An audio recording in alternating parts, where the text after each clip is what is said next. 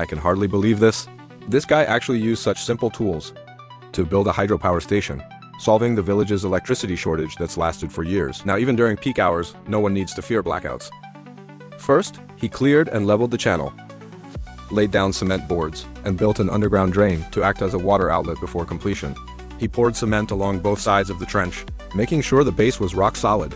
Then he moved upstream and used red bricks to build a water-blocking wall. Just watching his smooth technique, you can tell right away he's worked plenty of construction jobs before. Without years of practice, you couldn't get a brick wall that neat.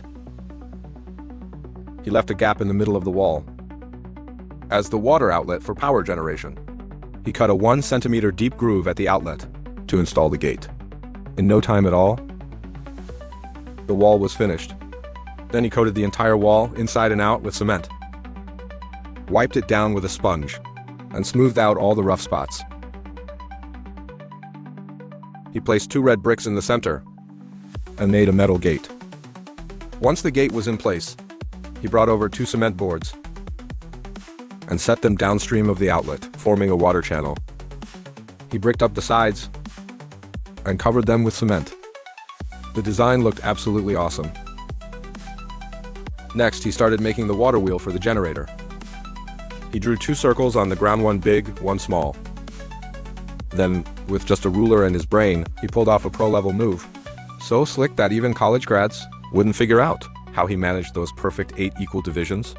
He marked a piece of cardboard, cut out the wedge shapes for the 8 sections, and used them as templates to mark the metal sheets. He cut out all the metal pieces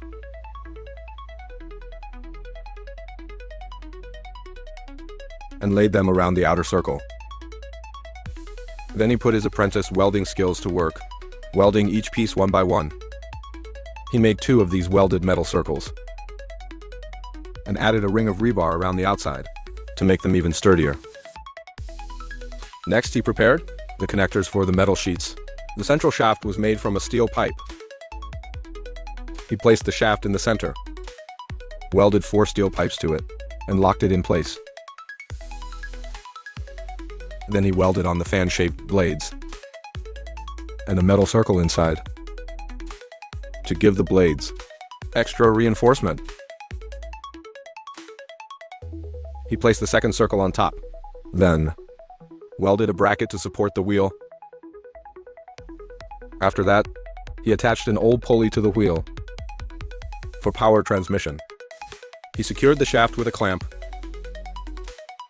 then found a smaller pulley and assembled it, mounting it on the water wheel to connect to the generator.